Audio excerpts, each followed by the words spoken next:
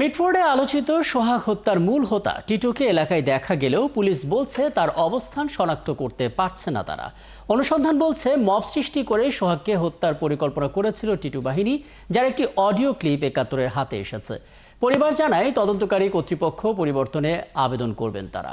সুমন তানভীরের প্রতিবেদন।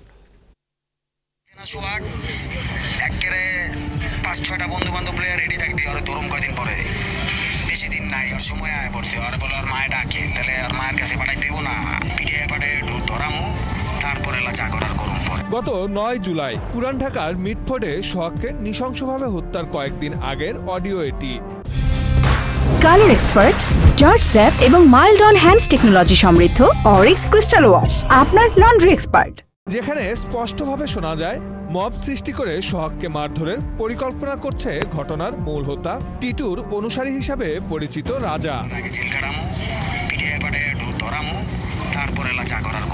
হত্যাকাণ্ডের ১ মাস পরও পুলিশের ধরাছোঁয়ার বাইরে টিটু। পুলিশ তাকে খুঁজে না পাওয়ার দাবি করলেও গতকাল এক সিসিটিভি ফুটেজে খোদ মিটফোর্ড এলাকায় দেখা যায় তাকে।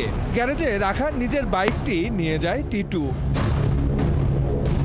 এ পরিস্থিতিতে মামলার ১৪ আসামি গ্রেপ্তার হলেও টিটু আতঙ্কে ভুগছে পরিবার। হত্যার ১ মাস পরও বিচারের আশায় কোর্টের বারান্দায় বারান্দায় ঘুরছেন সোহাগের ছোট্ট ছেলে মেয়েরা। সবাইকে তো ধরা হয়নি, ১৪ জনকে ধরা হয়েছে, তাদেরকে নিয়ে আমরা আসছি যাতে তাদের ফাঁসি হয় সে বিচারের জন্য। আমরা কোর্টে কোর্টে দৌড়াদৌড়ি করছি আমার বাবার হত্যার বিচারের জন্য। স্কুলে যেতে পারতাছি না টিটুর কারণে। টিটু আবার গতকাল রাতে আসছে, আবার আইসা সে বাইক নিয়ে গেছে, কিন্তু পুলিশ কিছুই করে নাই। প্রশাসন তারা খুঁজেই পায় না পুরো বাংলাদেশে। ইভেন সব বন্দরে নাকি তার নামে ওয়ান্টেড গিয়ে দেওয়া, যাতে সে দেশ না ছাড়তে পারে। সে তো আশেপাশেই ঘুরতেছে, লুঙ্গি পরে আসছে বাইকটা নিতে। মাস্টারমাইন্ডকে এখনো গ্রেফতার করতে ব্যর্থ হয় তদন্ত সংস্থা পরিবর্তনের আবেদন করা হবে বলে জানান বাদীর আইনজীবী আয়ুষাম। এবং মামলার তদন্ত এটা ধীরগতিতে চলেছে এবং কোন কারণে এবং কী কারণে সেটা আমরা আদৌ জানি না। আমরা প্রয়োজনে এই সংস্থা পরিবর্তনের জন্য আমরা অলরেডি বাদীর সাথে কথা হয়েছে, আমরা প্রয়োজনে বিজ্ঞ আদালতের শরণাপন্ন হব। আমার মামাকে যে প্রকাশ্যে মারা হয়েছে, যে জায়গায় সিসিটিভি ফুটেজ সাক্ষী, এটা কিন্তু দ্রুত বিচার করা যেত। এটা আমি মনে করি প্রত্যেক দিন দাঁড়ে দাঁড়ে ঘোরা, আমরা ফ্যামিলির মানুষ কতটা যে ভুগতেছি সেটা আমরা জানি। তবে কোতোয়ালি থানার ভারপ্রাপ্ত কর্মকর্তা জানিয়েছেন টিটুকে ধরতে সর্বোচ্চ চেষ্টা করে যাচ্ছেন তারা।